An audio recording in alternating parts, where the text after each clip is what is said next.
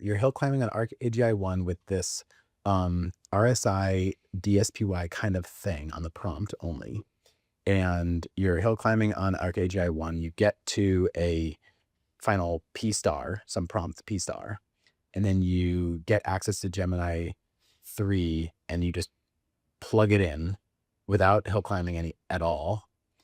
And you put it on ARC-AGI 2, which you also did not hill climb on it at all. Yeah. And you still outperformed Gemini 3 by 20 points or whatever it was. Yeah. So like, oh my God. What we showed, so our first blog post that we released, it's exactly as they say, like, we only trained, we only optimized our system. It was not just the prompt, but like the prompt and the code base as well. If we optimized for Gemini 3, if we optimized for ARC 2, maybe we could get it a bit higher than that. Yeah. But I don't think it's going to be 30 points higher. I see. I think that recursive self-improvement, broadly written, is a path. And I think we're starting to see, like with Poetiq, as one example of a way to do this, we're starting to see that there is juice there. Mm-hmm. Does it get us all the way?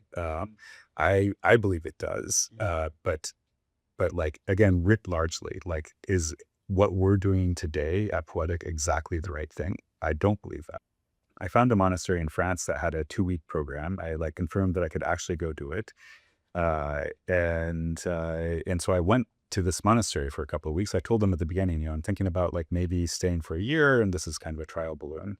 And they're like, yeah, let's see how it goes. At the end of it, they're like, yeah, you're welcome to stay. And I was like, I'm going into grad school.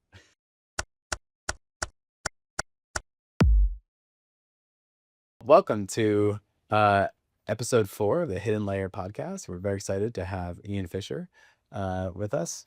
How are you doing? Yeah, I'm doing great. Thanks for having me. Thanks for joining. Well, I think let's start. I think we have kind of 3 sections that we want to hit, like background. You have so much cool research at Deepmind that you've accomplished, and some really heady information theory stuff that we want to get into, and then talk about your thoughts on closing the gap and what does it take for us to get to AGI, and what are viable paths. You're obviously working on one that you feel pretty passionate about, and I'd love to get into it. So let's start with your background. Tell everyone, who are you? Where'd you come from? How'd you get to here? Yeah. So, kind of a crazy story. My undergrad was actually in music composition and French. And so obviously that led directly to AI. So it turns out that after I finished my music degree, I worked as a musician for a couple of years, I realized I wanted to do something else. Did you play instruments? Yeah. So I during my undergrad, I mostly was singing, but I was playing piano a lot. I grew up playing violin. Terrible at violin, possible at piano. But I did used to sing professionally. I did some operas in San Francisco, not with San Francisco Opera, but with like smaller companies. It's cool. Anyway, that was a while ago. So after kind of realizing that I wanted to do something else, I was thinking, what do I want to be doing? And the 3 things that I had in my mind. I mean, this is kind of a crazy story. So like, no, it's crazy. I didn't know this about you. Yeah. So then, like, the first thing was actually I wanted to walk around the world. And so I planned out a route and thought pretty deeply about how I could do this. I was going to cheat and fly across the Pacific Ocean and things like that. But have a kind of hard to walk on water. There's one guy that figured it out. This is the one guy, but besides him. So that was thing 1. Thing 2 was spend a year in a monastery, kind of working on contemplative stuff. And thing 3 was going to grad school. And so I flew to Europe. I arranged with a monastery in the US. I got some help lining up a monastery in Spain that I could go stay at for a year. So I was told. So I flew to Spain. I went to this monastery. I got there and they're like, who are you? And go away. it was the beginning of August, and it turns out like everybody in Spain, of course, goes on vacation in August. And one of the things that like families like to do is go stay in monasteries. And so every monastery in Spain was full. Hmm. There was like literally no monastery I could go to. So whoever had helped me out, the abbot who had helped me out, like maybe, could have given me a little bit more information ahead of time. But, this was like pre-Google days, right? That's not true. Google existed. But so that was not an option. And I realized I wasn't really ready to do walking around the world. And so I called up a friend in the Netherlands and said, hey, I need to figure out what I'm going to do next. Can I come visit you? And he's like, yeah, sure. And, come on over. And so I like stayed in the Netherlands for a couple of months, started looking into grad schools, looking at other like monastery options. I found a monastery in France that had a 2-week program. I like confirmed that I could actually go do it. And so I went to this monastery for a couple of weeks. I told them at the beginning, I'm thinking about like maybe staying for a year, and this is kind of a trial balloon. And they're like, yeah, let's see how it goes. At the end of it, they're like, yeah, you're welcome to stay. And I was like, I'm going into grad school. So I was like, that 2-week period was enough for me to know I didn't want to spend a year at that monastery. I mean, the monastery is great. Like, I think it wasn't the right time. And so I had a vague idea that like maybe go to MIT. And so I like went to Paris. I got on a plane to Boston. I'd never been to Boston in my life. I like flew to Boston, found a place to live, found like a part-time job, and started just walking around to the different universities. And I mean, this is so crazy. I was like talking on, I was actually walking to BU to go to like talk to their like CS department or something, and talking to my dad on the phone, telling him what I was doing. And he's like, well, Ian, you're in Boston. You should at least go check out Harvard. And I was like, Harvard's in Boston? I had no idea. Like, I was just so ignorant about this stuff. But I did. I ended up, I went to Harvard. I was interested in, either doing music, doing more music in grad school, or doing like Romance languages, or doing computer science. And so I just visited because those are very related things. Yeah, super related, right? Like, that's a natural set of choices. It's usually when you minor in one, you major in the other. Exactly. Yeah. So wait, you jumped to like getting into Harvard. So like you just like randomly walked over to Harvard, and I like walked into Harvard. I like went to the Romance languages department, and I mean, I don't want to offend anybody, but I immediately felt depressed. Like the vibe there was very much not for me. And like, fortunately I picked up on that. And then, so I went to their music department. It's like much better, but they only do musicology, and I was more interested in composition. And so it was like, oh, this isn't a good fit. And then I walked to the CS department. It's like, oh, wow, beautiful new building at the time, Maxwell Dworkin. And I walked into an office that was open that had like an admin assistant person. And it's like, hey, I'm thinking about like maybe coming here for grad school. Is there anybody I can talk to? And she's like, yeah, there's this professor. Let me see if he's in. And he was. And so she introduced me to him. It was this professor, Salil Fadan. And he like met with me and talked to me. He's like such a nice guy. And somehow he thought that I was a reasonable person. And it's like, yeah, you should probably apply for the master's program, and you should talk to the head of the department. And so I talked to him as well, and also incredibly nice person. And so I applied, and they let me in. And like basically, I like walked onto Harvard and got in and became a CS grad student. That's crazy. And you like GRE'd and like they did SAT and all that stuff. Like I didn't, yeah, they do that. The GRE for that. I did it later for PhD. But yeah, they just let me in, and then I actually, so I stayed at Harvard for 4.5 years. For a master's, that's a little bit long, but like I did the same thing. Yeah, I was really for like 4 years. I double mastered eventually because I had so many. I was double E, and I had so many credits that I was like 1 or 2 classes away from getting a CS double masters. Like, because I had RA ships and it was free.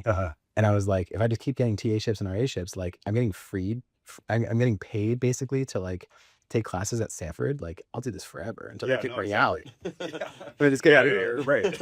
Yeah.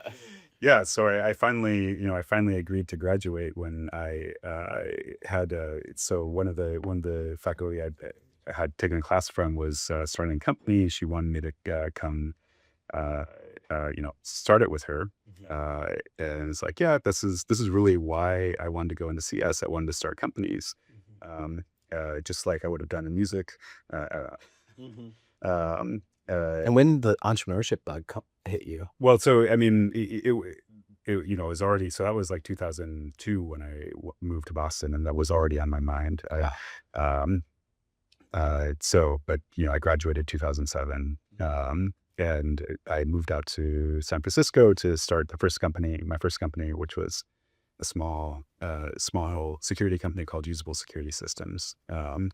And did that for a few years, through like 3 years. We sold that to another security company in 2010. And then I applied to grad school. I applied to PhD programs, and ended up going to Berkeley. Um, and at the same time started my second company, and that was the YC company at Portable. Did both of those things for a year. That was not fun. I don't recommend this. And then took a leave of absence from Berkeley to focus on a Portable. And we did Portable for 4 years, grew millions in revenue and whatever's like 250 million on users using our tech, and they sold it to Google in 2015. Nice. Um, And what did Portable do? yeah, we automatically ported iPhone apps to Android. So basically, we were re-implementing all the iOS APIs in Objective-C, and then cross-compiling them to native ARM binary. Not to Java. Yeah, and so like our apps were faster and better than the like natively written Java Android apps, because like Java is a really bad choice for a. Amen. Yes, if the Anya team is watching, please don't. But yeah, no, I mean, I think that obviously the phones are so much more powerful now. Yeah, But yeah, I'm doing all Swift and Kotlin or something like that. yeah. So the Swift transition was happening just as we were selling. So we were doing Objective-C, and then we made our Swift stack, and then we went to Google. Nice. Okay. And is Berkeley where you met your wife? No, actually, it's my company. Everybody else was from Berkeley, had Berkeley connections, and so they all knew her. I feel like I'm not allowed to say her name in public. So we met through an event that one of the employees at the company. It was a stand-up comedy competition he was in, and it's invite all your friends, and so we met at that. Oh, cool. Yeah.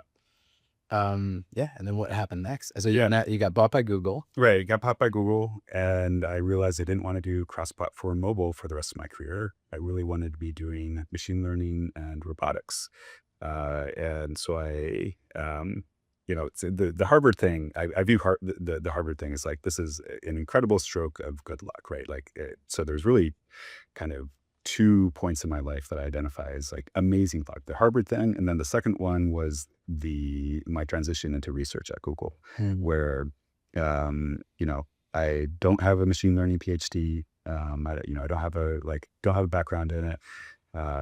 Through another series of interesting random events that I won't relate here, I met an intern who was on this new team in research that was doing machine learning and robotics, and I was like, I want to talk to your manager.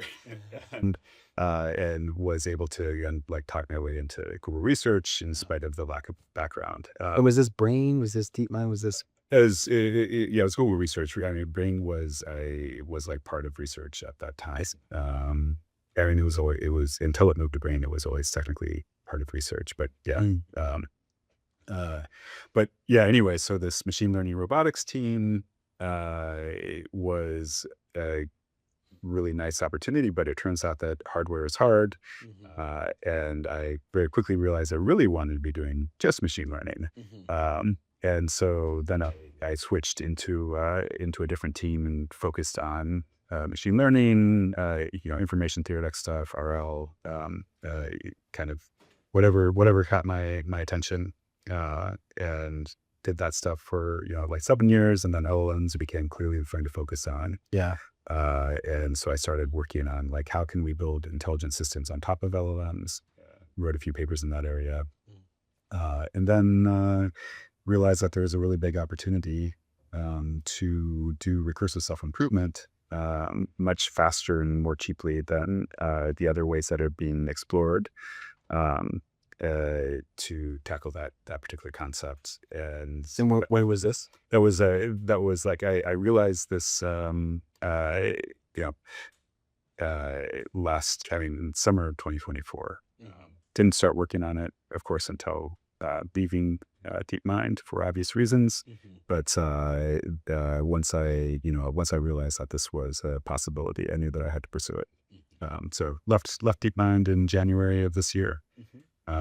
We, I can't talk about the fundraise yet; it's not public. But we raised some money in June, hired a team, and here we are, about 6 months later.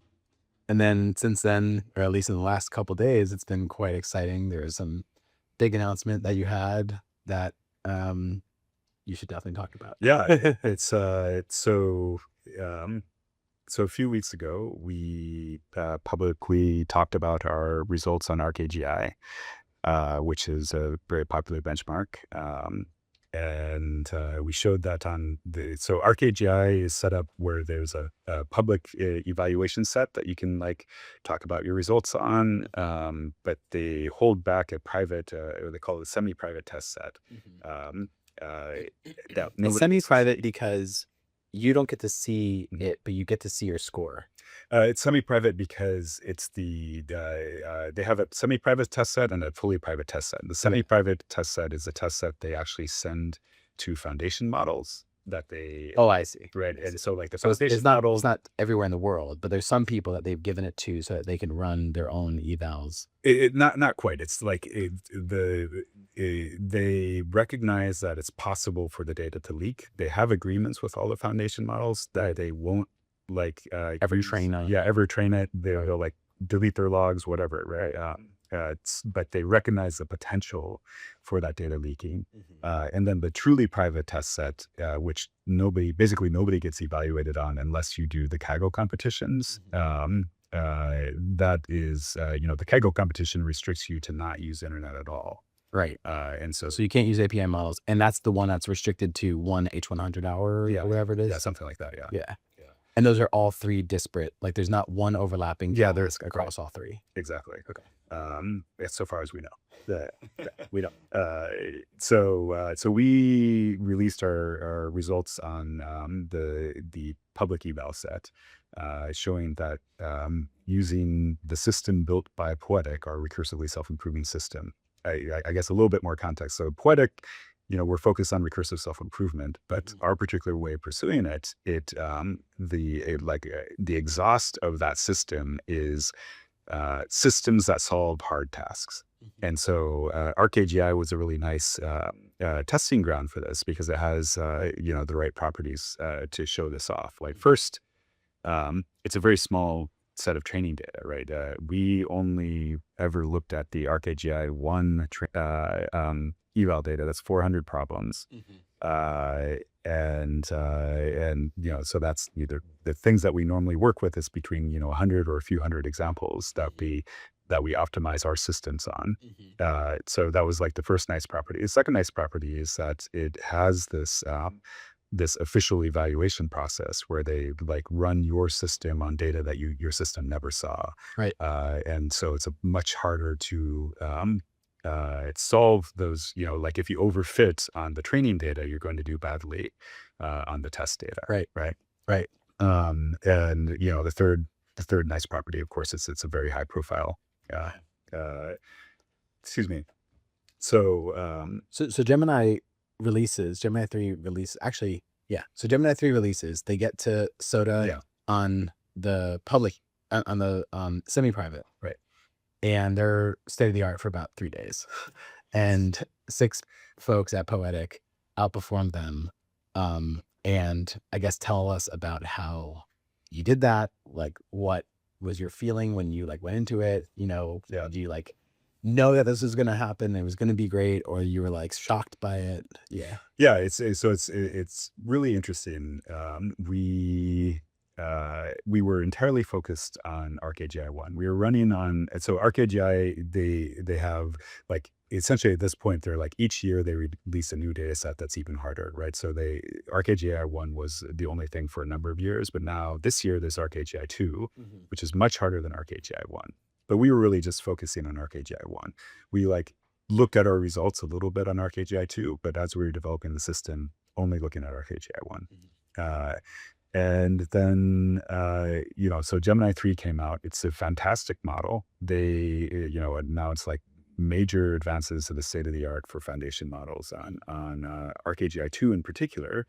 And so they have 2 points now on the ARC-AGI 2 plot. One is Gemini 3 Pro, and then the other is Gemini DeepThink. And DeepThink is like some system that they built on top of Gemini 3 Pro that costs like a massive amount. So, another nice property of ARC-AGI is they really care about the price performance trade-off, right? Which like no benchmark looks at. Yeah, like very cost. Right. Like GSMAK, it doesn't matter if you pay a little bit or a lot of it. It's all performance, right? Yeah. So, and I think that's a very correct thing to do, right? Like it shouldn't be at any cost. For sure.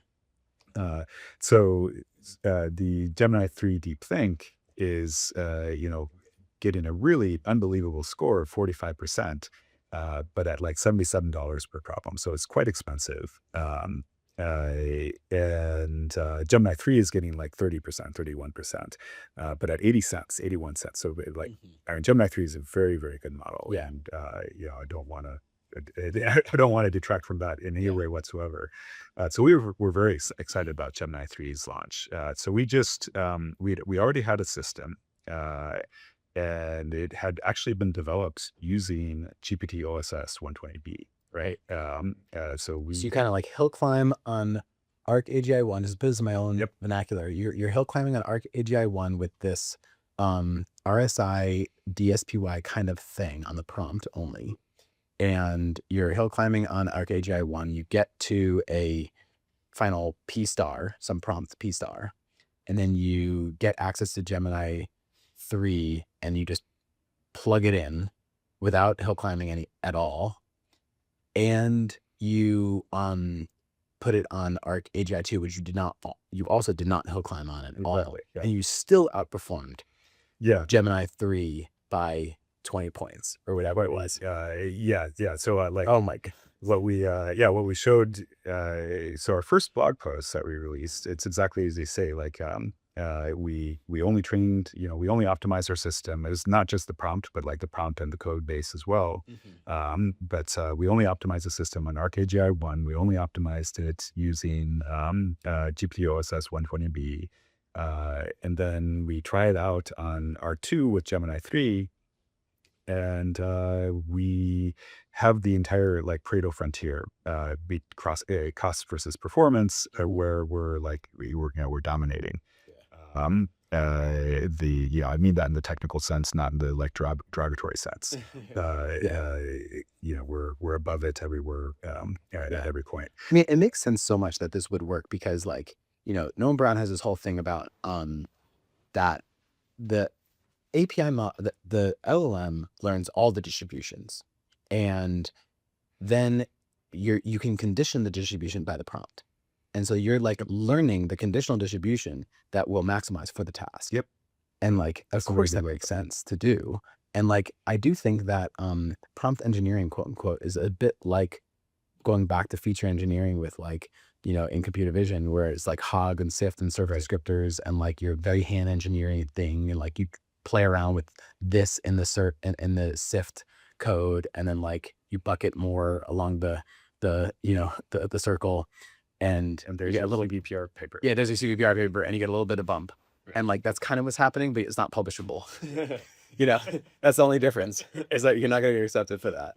But that's basically what's happening. You're basically, prompt engineering is feature engineering. We're just going back. And then now you're saying like, get out of the way. That's the lesson of the last 13 years is get out of the way. Right. And so you're doing that. And if you believe that Sam Altman is right and the API models will only get better, they just keep getting better, it's true, it's getting where the puck's going, then the only thing that you can really do, the only change in the action space that you have is changing the prompt. And if you want to use this power, you have to do that in a really clever way. And this seems like the most clever way. And so it makes so much sense that it works.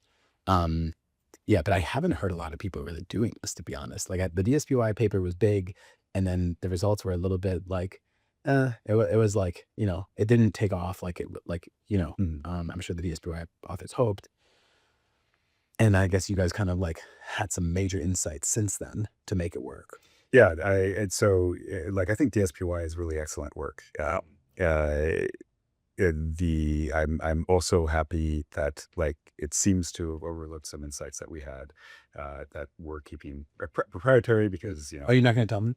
Yeah, well, I whispered in your this is the kind of stuff we have to like protect with kind of trade secret type protections. The only refinement I'd say on what you described is that it isn't just the prompt, right? Like ultimately the thing that you send to the language model is a prompt, but you can actually extract kind of reasoning strategies as code.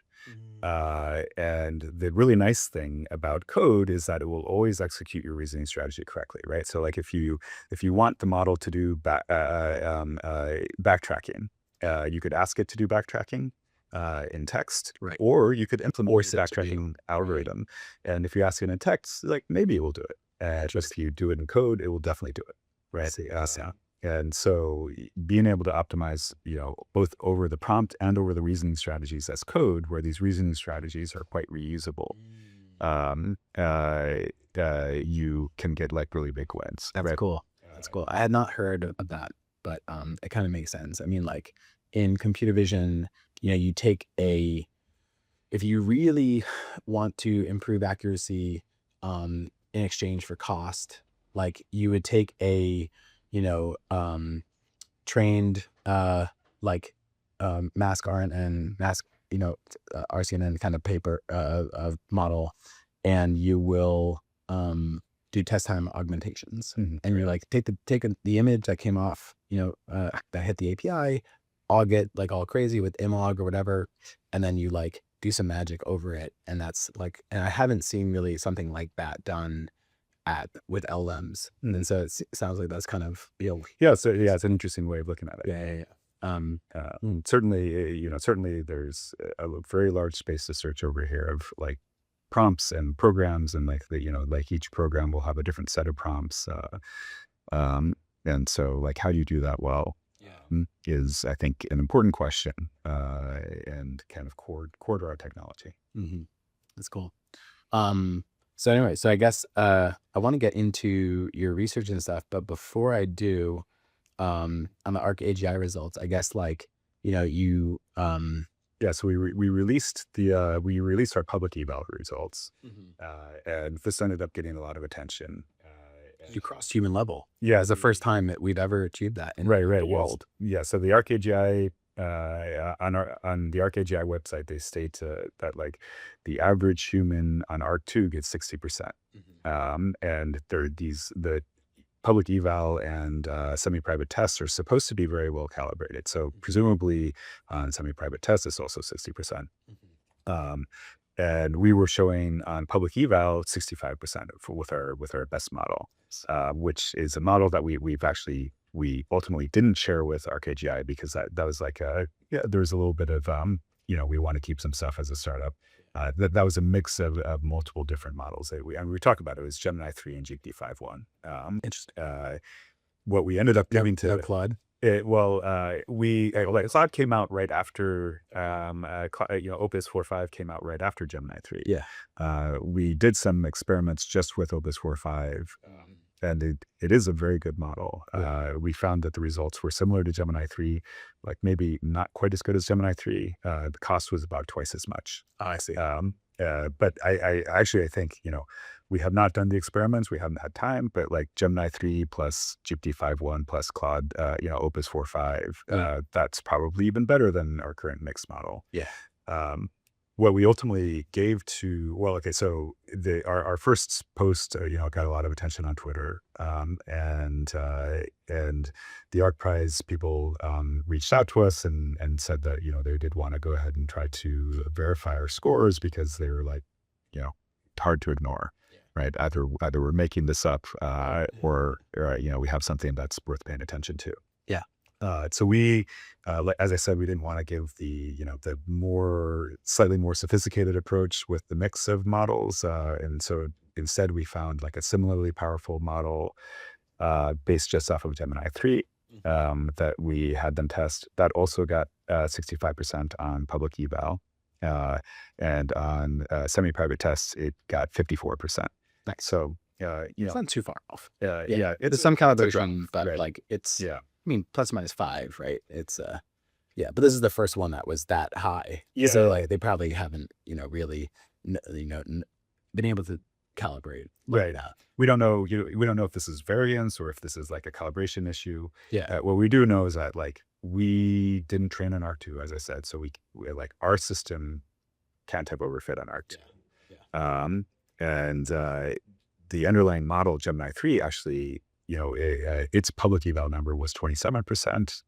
The semi-private test was 31%. So it actually did better. So it's also not overfit. Yeah. So it doesn't leave too many. I don't even think it's possible to, the way that I understand ARC-AGI 2 and the improvements over 1 is that it's impossible to overfit. In ARC-1, if you just did like NP rot, like you will get like some amount of score on train and test. And then, but like, because there's rotation tasks in both, in ARC-AGI 2, every program is completely independent and does not exist from one to the other. And so like, if you overfit on the train in ARC-AGI 2, you will strictly do poorly. So like the fact that you did well means that you didn't overfit, right? It can't be. Yeah. So it seems like there's just, we don't know, what it is. We may see evidence in the future. One hypothesis is that the harder problems in ARC-2, since nobody's gotten scores this high before, right? So like we just don't have any data saying that like it's still well calibrated for AI systems at this performance level. So possibly we don't know. But possibly these the hard test problems are harder than the hard eval problems, and we just didn't realize that. There could be other hypotheses as well, but the fact of the matter is this was like 9 points better, 9 percentage points better, so like a 20% increase on the previous state of the art, and it was at half the cost. And it was handicapped in at least 3 dimensions. Right. I mean, like you didn't train on ARC-AGI 2, you didn't fine tune on Gemini, right? And you didn't finish hill climbing. Right. Like you could have been hill climbing more. And like you kind of just like, all right, it's good enough. Let's do it. So like get it out. For those 3 reasons, like and I'm sure if you even a fourth one is like if you MOA'd mixture of agents like even more with like more of it, you would increase cost, but like clearly that curve could come up even higher and go all like, do you think that it can go all the way to like 98? No, I don't think so. Not with the current models. Well, with the current models and the optimization that Poetiq has done. I don't know where it saturates, but early indications are that like with Gemini 3, we were seeing it saturate on public eval around like 67%, it seemed like. So if we optimized for Gemini 3, if we optimized for ARC-2, maybe we could get it a bit higher than that. But I don't think it's going to be 30 points higher. I see. And I guess this is like, I want to get this in the last section, but it's a good time to talk about it now, is like, what's required to get the other 30%? Like, do you think that RSI is the path, or do you think that like we need a big, like, get off the entire highway of LLM pre-training, post-training, RLHF, and then plus Poetiq, which is like the 4th stage of training in some way. So post-training, like, do you think that that's like a sufficient path, or you think that like massive detour required? Yeah, it's I mean, it's a question very close to my heart as well. I think that recursive self-improvement, broadly written, is uh, a path, and I think we're starting to see, like with Poetiq, as one example of a way to do this. We're starting to see that there is juice there. Does it get us all the way? I believe it does, but like, again, writ largely, like, is what we're doing today at Poetiq exactly the right thing? I don't believe that.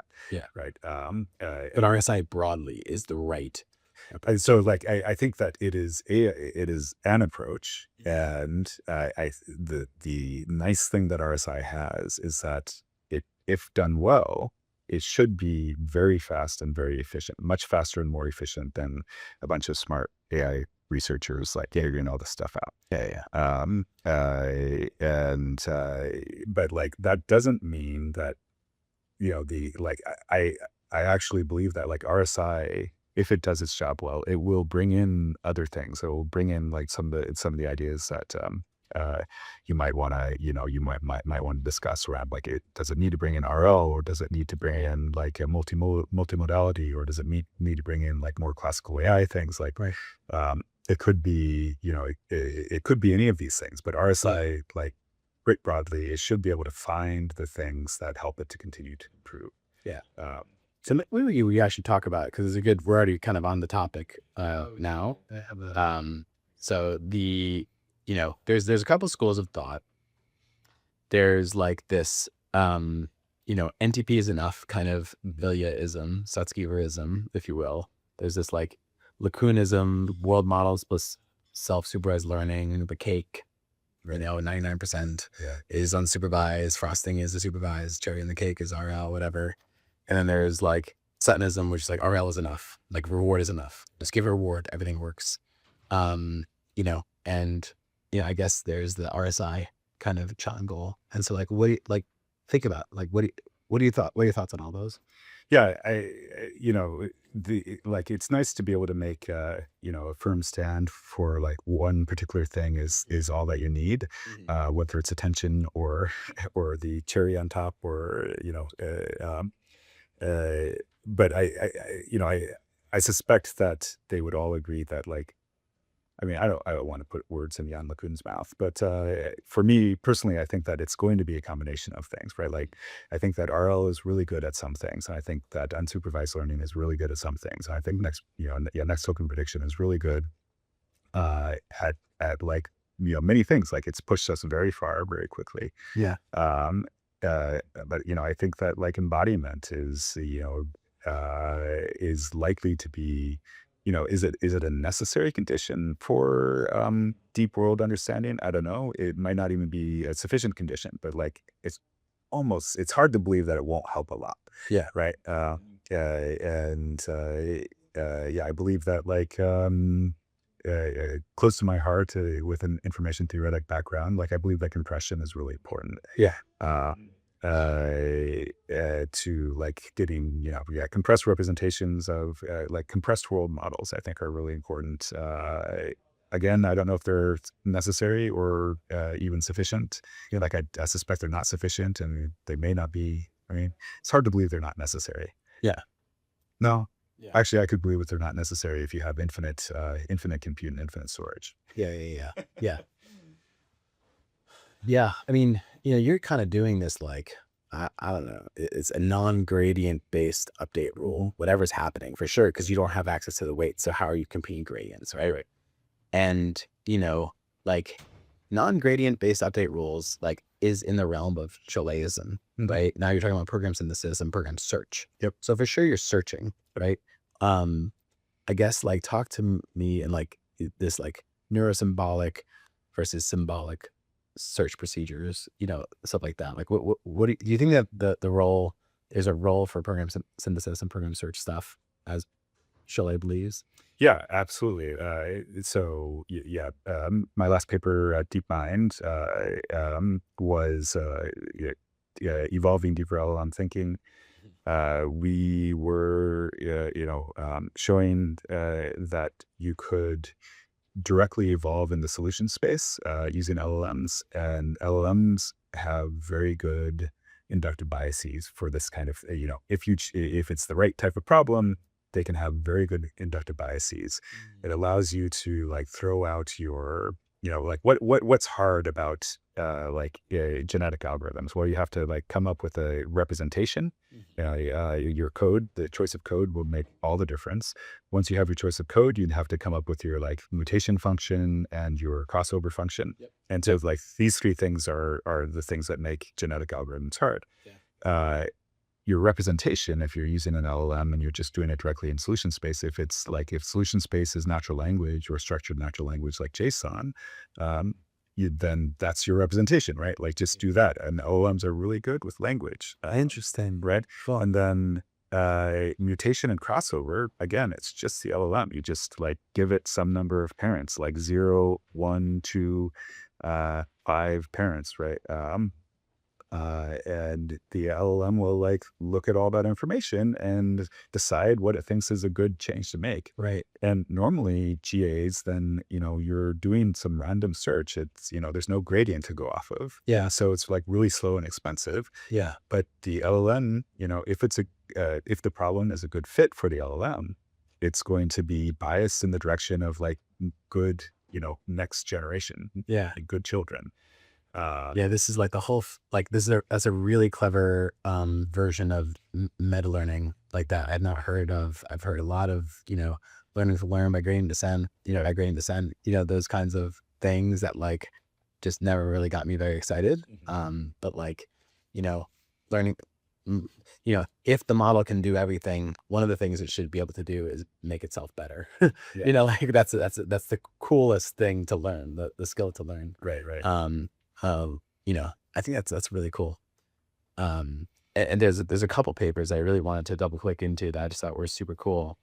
I guess, we can finish, I guess maybe just going through, maybe backwards, maybe might make sense. Like we can talk about maybe director, Yeah. and some RL stuff. Cause that's, So director is it's probably my favorite RL paper that I helped on. This was with Daniel Hafner. And this is, in my so humble opinion, like this is the first example of hierarchical reinforcement learning actually working. We did it entirely from first-person views on tasks that like other earlier papers had solved with like a combination of first-person view and like top-down views in these environments where like you're trying to solve a maze, right? So the top-down view just tells you the direct answer, right? Like, Right. if you know how to interpret it. Right. But first-person view, you actually have to search the space. And you have to have some type of like memory that you're Right. updating. Yeah, exactly. You have to like have an idea of where you are in the world. You have to and you have to know the reason it's hierarchical. So specifically, I'll talk about like the You have to learn SLAM. It's like almost some exactly. level of So SLAM. there's like SLAM and there's low-level motor controls, right? So you're trying to control this ant robot to go through the maze. And we did this entirely from first person. So like the algorithm had to like learn to control the robot. And then it had to learn to, and it also had to learn to navigate the maze. And it did this by like the top level of the hierarchy generates a goal in a latent representation space, and then conditioned on that goal, the lower level of the hierarchy does like dreamer type rollouts. This is like Danny Jar's guy and dreamer. Actually both layers actually do dreamer rollouts. But Look aheads. Yeah.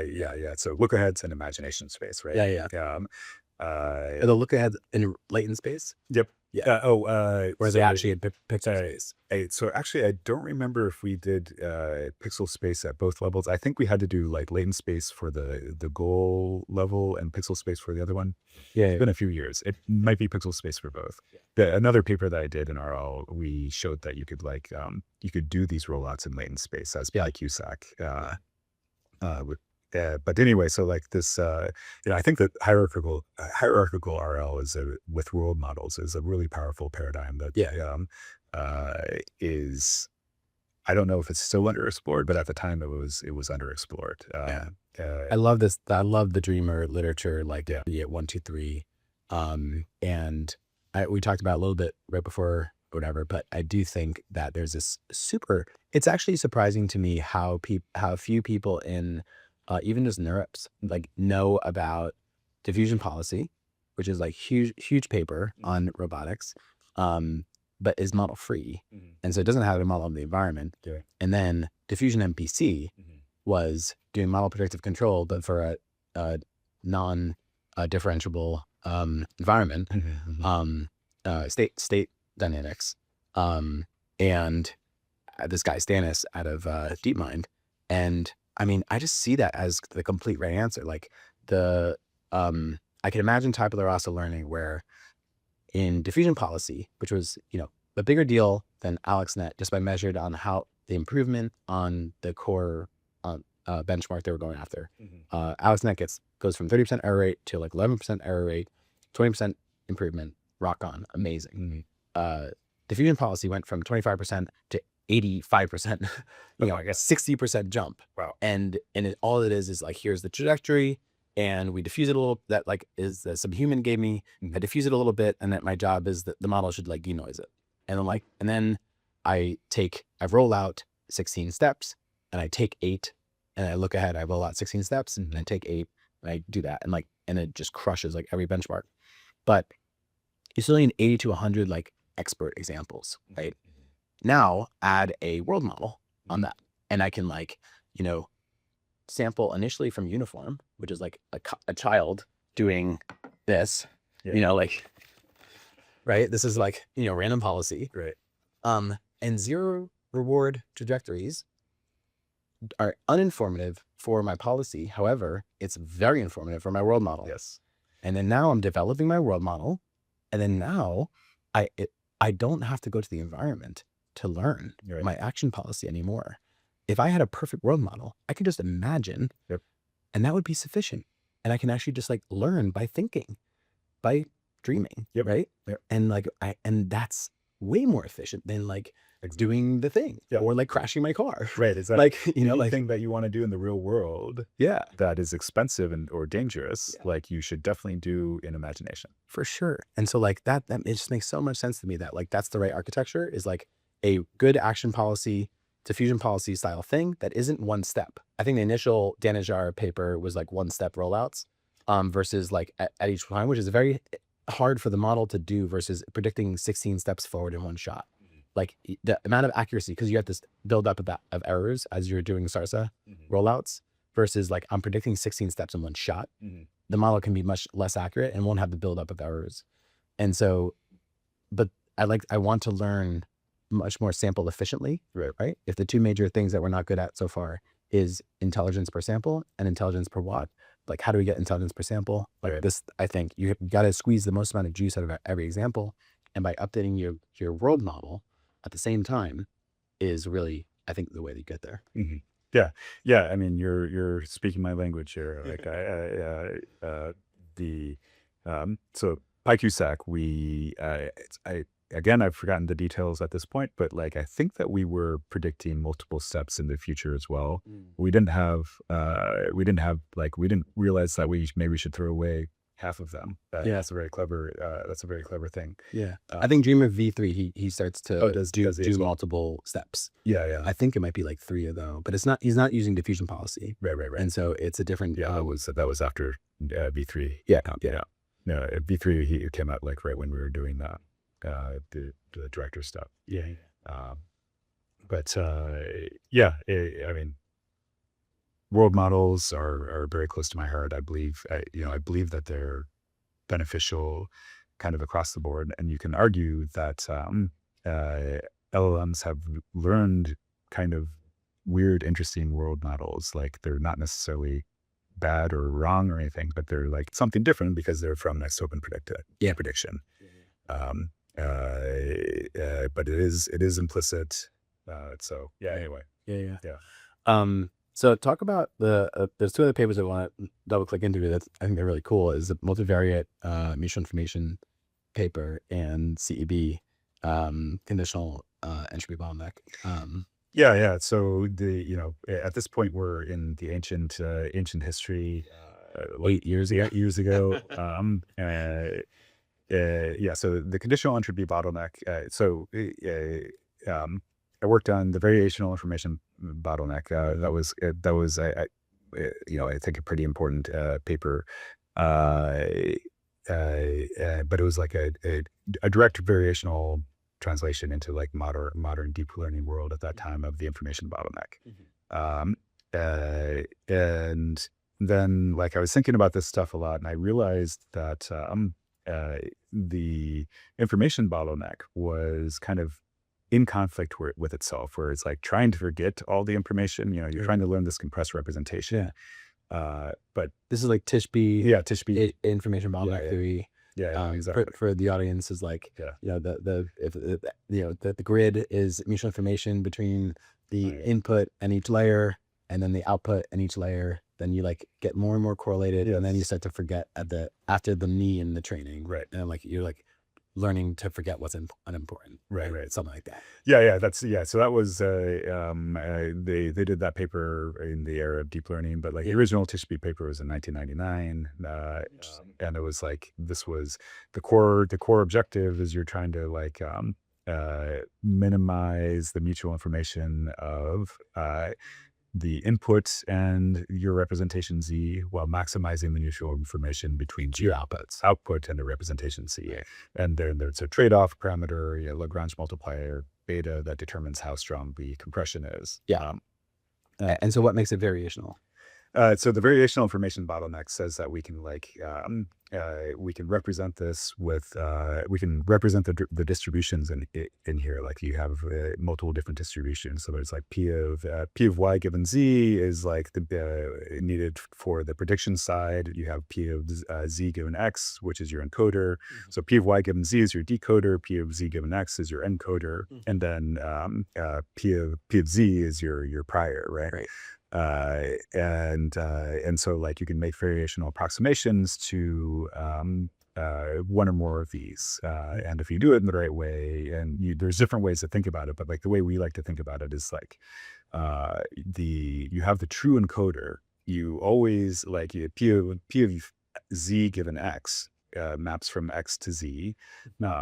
And that thing is always true. It might not be good, but it's always true, right? So we pretend that we don't need a variational distribution there, but for the other two, we do need variational distributions. We don't know P of Z for the prior distribution over Z for our true encoder P of Z given X, because we don't know how to integrate out X. And we don't know P of Y given Z either. And so we'll get Q of Y given Z and Q of Z, and just variationally optimize them by directly minimizing or maximizing the objective, the information bottleneck objective, dropping in the variational approximations. And then so what? And so you do these tricks, and then what happens? Yeah. So what you do these tricks, and the models get better. Right, like your accuracy goes up. You've forgotten distracting information, right? And so in principle, you should be able to train on less data, and in principle, you should be like more robust to distractors in general. So like maybe adversarial examples. So we started looking at these with adversarial examples, and like we showed that on ImageNet we could get some gains on adversarial robustness. And but the primary result in that paper, the BIB paper, was that you get an interesting increase in accuracy using this technique. And you can measure like how much you can get bounds on how compressed the representation is. So that you're actually like doing something useful. Cool. Do you have pretty plots like the Tishby ARC? Probably not as pretty as Tishby's ARC, but yeah, we did have stuff that looked a little bit like that. So then with the conditional entropy bottleneck, though, I realized that like if you're trying to minimize the mutual information between X and Z and maximize the mutual information between Y and Z, you're going to, particularly at the very least in a variational setting, you're in tension. These two things are in tension with each other in Right. terms of how they modify the parameters, right? Right. But if instead you say that you want to minimize the mutual information between X and Z conditioned on Y, while maximizing mutual information between Y and Z, you get, that reduces to, the first thing, the intuition there is that like, you're not going to tell the model, your model to throw away any information about, Y that you're storing in Z. You're only going to tell it to throw away information about X that you're trying to store, that you otherwise would have stored in Z. Right. Useless information in X. Right. And So it's almost like a sparsity parameter, like a sparsity penalty, because like you're trying to drop input, right? And like thinking back from like, even like early linear regression days, right? Like the whole thing is like of sparsity is to like drop in things in the input that don't matter. right. And like in saying LLM world is like for producing the next token, like how much does like the BOS token, like on your 1,000th, rollout, how much does the BOS token matter? How much does the matter? How much does of matter? Like just drop these things. Like, the punctuation, like 500 words ago, like there's some key words that need to be attended to, but like, is that the intuition that like, but it's continuous, continuous space. So like it will like, reduce the attention. If you want to think about it in the terms of attention, it's going to reduce attention paid to the things that are like not relevant to the output, right, that you're trying to predict. And so CEV, I like showed that there's actually very substantial gains to adversarial robustness, and also very substantial gains to like accuracy on the common domains that people were training on then. Like this was really like image focused, computer vision focused. So like do the saliency maps look like much crisper because it's like kind of like conditioned on like detecting a bird? You'd always see those like saliency maps where like the bird is pretty well highlighted, but there's a couple scatters that here and there that like is the cloud. Like I don't know why it's having the cloud, but it is. And like I'd imagine that this just really just like drops out all the things that don't matter, and it's just the bird. So we actually studied this in another paper, and showed that we could actually make representations that had these hard drops and actually like get very good performance doing that. We didn't look at it that way for the VIB and CEV papers. So I don't actually, I also believe that, but it would make sense that because you're basically telling the network to like ignore things that don't matter, like more explicitly. Right. I'd say you would hope that would be true. But like if in every image of a dog there's like grass, then there's some correlation there. There's a correlation. The information is there is mutual information between grass and the labeled dog. But if there's like equal amount of grass in the cat images, then like symmetry would break. And if like the mini batches were good break composition, then like that grass, like attending to grass was actually unhelpful to discern cat and dog. And so then you hope that would break. So but like all this stuff, this was like cool and fun. Okay, so you also mentioned the multivariate mutual information. So this was, this is not well-known work, but in this paper I showed that you could actually get a correct bound on the multivariate mutual information IZXY. And this is interesting because all of the other objectives that like I claim, at least up to that point when I wrote this paper, every objective you'd ever worked with relies on a Markov chain. This one says that actually you're going to model the fact that there's mutual information between X and Y, there's mutual information between X and Z, and there's mutual information between Y and Z, and you have to care about all of that. And you can still bound this purely in a purely representational objective. So like again, it's variational. Every distribution is a distribution of Z. So you have like four terms in this objective, P of Z given X, P of Z given Y, P of Z, and P of Z given XY. And so you have like, basically you have three encoders and a marginal, and like one of those encoders I call a joint encoder, because you can X, Y. And if you put these terms together correctly, you get to directly minimize the multivariate mutual information, which is, if you look at, imagine drawing a circle for, Venn diagram where you have X as a circle and Y as a circle and they're overlapping. And then you have your circle for Z, which is a learned representation. Right. And you want it to just fill in that overlap area. Just the intersection. Yeah. And so the multivariate mutual information, like bounding this correctly, turns out to be a very powerful way to target just that multivariate mutual information. What did you run this on? So I ran it on ImageNet, and like the robustness. So like some of this is unpublished. Like I did a workshop paper for this and had some preliminary results. But the robustness that I saw with the multivariate mutual information was actually substantially stronger than for CEB, which was already like quite state of the art. Robustness to adversarial. And adversarial examples like the natural adversaries. People may recall the natural adversarial examples thing where like you have an image and you add fog to it, and now it can't tell that it's a car or whatever. That's cool. Yeah.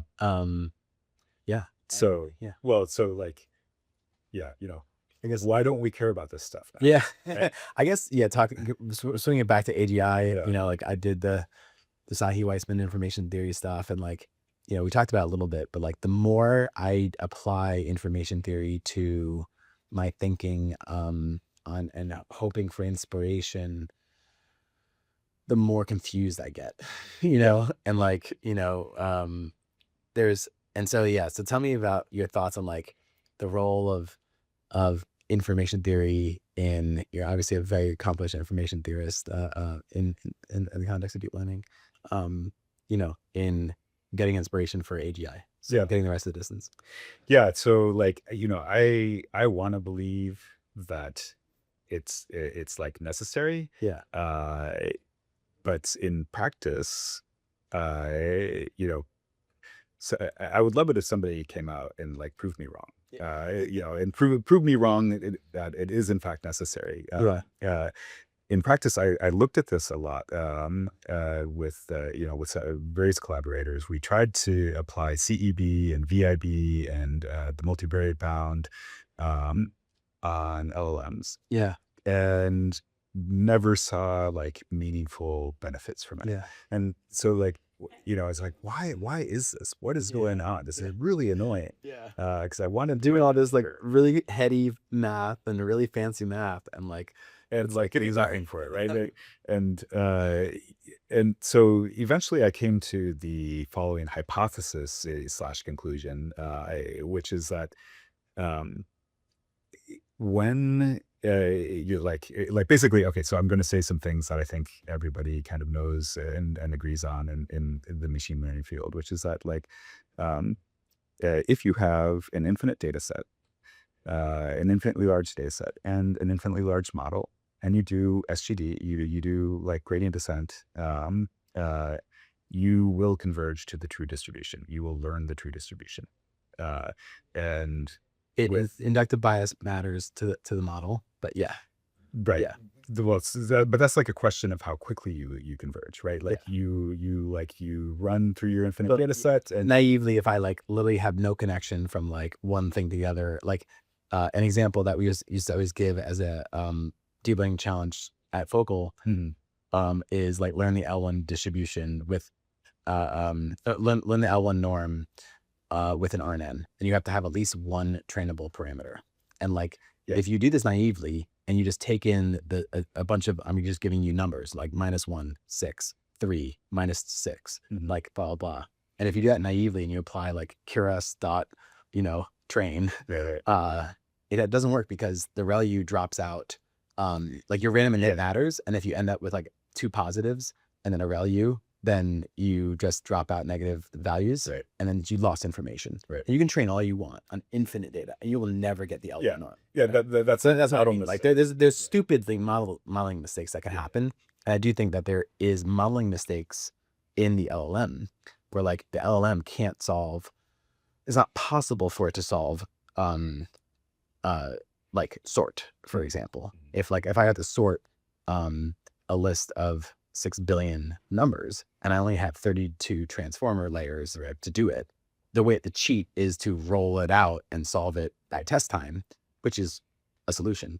But it can't, if you say you're not allowed to emit any tokens, you must emit like the answer. The answer. Yeah. It can't do it in that time. So like, anyway, but largely I agree. But I was just like, you know, right. the induction. So they're bias. model you know, it's setting aside model misspecification. Yeah. Right. Like infinite data, infinite model, you know, infinite time, you converge to a true distribution. Yeah. And effectively with training LLMs, that's the first time at scale we were really doing this, and not quite this, but you know, starting to approximate it in a reasonable manner. You know, you may remember, like, this isn't necessarily the case today, but it used to be that you always like did just one pass through your training data because it takes forever.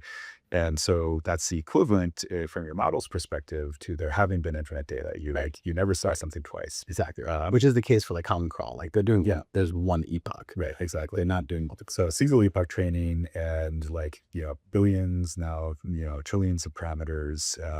And so at first approximation, you're basically going to converge to the training distribution. Yeah.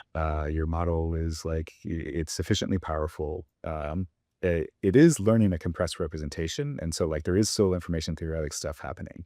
Like, you know, given how much it's memorized, like it can reproduce its training data, how much of its training data we know these things can reproduce, and how much bigger the training data is than the weights of the model, we know that like there is a lot of compression happening. But setting that aside at a very high level, SGD is like good enough. In this setting, you don't need these like fancy information theoretic things. Yeah. Or if you do need them, like they're going to help around the edges. Right. There's I do believe that there is, you know, we are learning compressed representations. Information theory has something to say there. But just as like a top level global objective, if you drop BIB or CEB or the multivariate bound into the training for these models, you're not like, my experience is that you don't do better than just doing SGD. You don't do worse. But it's just like, you know, it doesn't move the needle. Yeah. Overhead. So I guess like closing out, like what are your 1, 2, 3 beliefs of like what are real viable shots on goal to close the gap from where we're at now to AGI systems that can get to well beyond human intelligence? What's your like, obviously the RSI one. Yeah. So I obviously a huge believer in RSI. There's so there's something that Sergey Levine said recently. Well, maybe he's been saying this forever, but I thought it was very very insightful. He pointed out that if you are only like, if you're training a model to match human performance, you're not going to get better than human performance. Right. So if you want superhuman performance, you need to do something like RL where there isn't an upper bound on performance that is created by humans, right? So like this is, you know, like AlphaGo showed that you can definitely exceed human performance by using RL. And so like, you know, I think that that's actually very insightful for trying to get to ASI. If you want to just get to AGI, maybe you don't need that. We can be as smart as like any particular human in any particular field, and that's already very cool. But if you want to go beyond, I think that you need something more there. And so that's 2 things. Third thing, like, I mean, there's so many great options, and you know, I don't want to like throw out all the others with the bathwater, but I don't know. I really have for a long time had a bias towards believing in embodiment. Which is why I like did a lot of RL research. So that was kind of the same thing twice, actually. That's kind of cheating. I mean, I guess to me, like back to the diffusion MPC one, when you're trying to model, when you're trying to world model, embodiment to me is like you're you're learning a dynamics function, and this embodiment just, to me, just means that one of the variables into your dynamics function to predict the next time step is your own action. And like, if you really understand how your action impacts the environment, then you've achieved embodiment. And of course, it's important to predict the rollout. Right. And if we go back to the diffusion MPC as the framework, the only nuance is that it's not ST plus one conditioned upon ST and AT. It's well, yeah, that's it. That's ST it. plus AT. K in the Yeah, and should, yeah, you have to have AT there. That's it. That's the only nuance, and then you've achieved embodiment. Is that fair? Or is there more to it? Well, so I definitely agree that like that's the core of it. Yeah. But I think that for me in my head, when I think embodiment, I think about multitask. Right. And so like if you could say that you have embodiment with like web pages. You could even say that you have like embodiment with like just next token prediction. If you get to like look at your logits, if you like your predicted logits are you have some forward prediction of your logits, and so anyway, there's ways that you could imagine having something like what you just said that's embodiment in the text space. But I for me, embodiment is actually about providing deep understanding of our world, how our world works. So it is internet. It is interesting, I think, in the kind of the web domain where like this is a really important part of our world, clicking around on websites, and that's like, maybe a more tractable version of embodiment than like full on robotics. I mean, do you get all the way to calling embodiment is the same as saying developing common sense? Like where? Well, so I think for common sense in the world, you do need to get real feedback that like if you trip and fall down, it hurts. Right. And so you could phrase it that way, that like this is part of building up like common sense about just how things work in the world, right? Yeah. Like we have so much physical intelligence ourselves, and like as you were saying before we started, we don't, a lot of that probably is evolved, right? Like you have really good priors for some of these things that have to do with dealing with our environment. I also think there's a part of embodiment that once you learn a dynamics function for yourself, your own state action, inside state might be that Ian is juggling. And then I can like hijack that learned program embodiment and project it onto you. And I don't need to relearn what Ian does. I can project onto him what I would do and as if it were me. And that's a shortcut, like reuse of weights, reuse of skill. That is a massive shortcut that requires much less training and allows me to like, think from your shoes, look from your point of view. And like, that is actually a really important thing for collaboration and moral and multi-agent RL. Like, I think that's actually the trick, so that you don't have to completely relearn what every single agent is going to do. And people do this actually to a fault. They're like, well, if I were there, I'd be doing it this way. And this is like the product 101, never do. You're not the user. And like, there's a bad PM would be like, well, I like it this way. And it's like, yeah, but what does your user do? And then like you roll it out and your user hates it. And it's like, it's like maybe it's a hack, it's a shortcut, and it works most of the time, but like a lot of times it doesn't work. And we're all very different. We've all been trained on very different, training data in life, and we've studied music or romance languages, and we have very different priors built up, Yeah. And they like, right. I mean, this is kind of the mirror neuron side of embodiment, right? Like, me seeing you embody something allows me to learn so much about how I could embody it as well. So like it goes in all directions, and we're very good at these things, and our AIs are maybe not quite as good yet. So luck be done there. So I want to open it up to some questions there, if you guys have any. I know we covered a lot. Any questions or thoughts for Ian here? I guess, do you think there's something about like incorporating looping into the architectures could be beneficial rather than having everything like as is, because I feel like having some sort of aspect of like kind of not just taking all the data, but being able to reason, almost pseudo reason within itself could be beneficial. Like loopy transformers and like Yep. recursive refinement loops for HRM and TRM and all that. Yeah. Yeah, so TRM's like, I think, yeah, HRM and TRM are great examples of this with respect to the ARC-AGI stuff. I mean, I played around with these models myself in, you know, a number of years back, as many people have, right? And like, I think it's really important. I mean, even what I'm doing right now, you can view as an example of how important I think this is, right? The recursion itself is a loop that lets the system kind of learn from its own experience over time.